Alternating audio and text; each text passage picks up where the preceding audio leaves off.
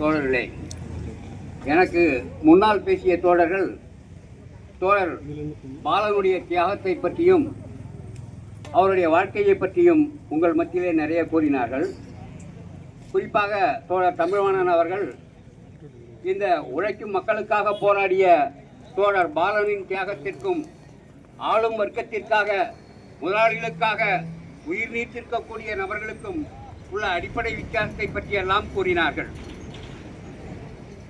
இது தொழிலாளர்களுடைய போராட்ட தலைவன், விவசாயிகளுடைய போராட்ட தலைவன், அவருடைய தியாக நாளை இங்கே நாம் கொண்டாடி கொண்டிருக்கின்றோம்.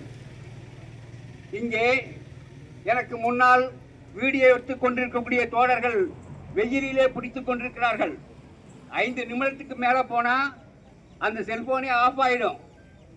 இதுக்கு இந்த வந்திருக்கக்கூடிய தோழர்கள் அமைதியாக இங்கே அமர்ந்து ஒரு நினைவேந்தல் கூட்டத்தை ஒரு சாமியான அமைத்து நிழல் அமைத்து உரிய ஒளிபெருக்கி அமைத்து நடத்துவதற்கு கூட இந்த ஆட்சியாளர்கள் நம்மை அனுமதிக்க தயாராக இருக்கவில்லை. ஏனென்று சொன்னால் சமீபத்திலே பல்வேறு நபர்களுக்கு நினைவு நாள் கொண்டாடினார்கள்.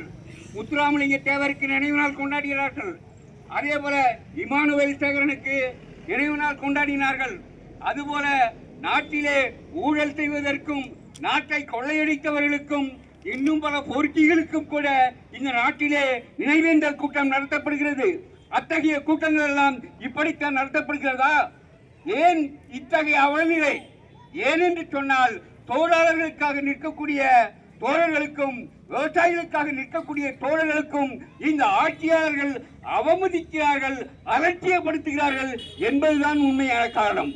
ஆக இது வெறுமனே நம்மை அவமதிப்பதல்ல, இந்த நாட்டிலே இருக்கக்கூடிய தொழிலாளர்களை அவமதிக்கிறார்கள், இந்த நாட்டிலே இருக்கக்கூடிய விவசாயிகளை அவமதிக்கிறார்கள்.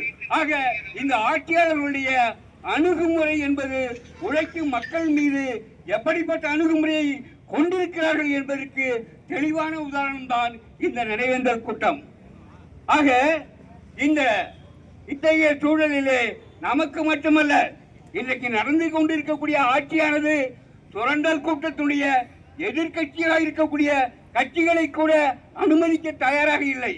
எதிர்த்து பேசுவதற்கு, எதிர்த்து அரசியல் செய்வதற்கு அது முதலாளித்துவ கட்சிகளே என்றாலும் அவர்களையும் ஒழித்து கட்டுவதற்கு, அடக்குவதற்கும் ஒடுக்குவதற்கும் பாசிச தாக்குதல்களை நடத்துவதற்கு மோடி அரசாங்கம் செயல்பட்டுக் கொண்டிருக்கிறது.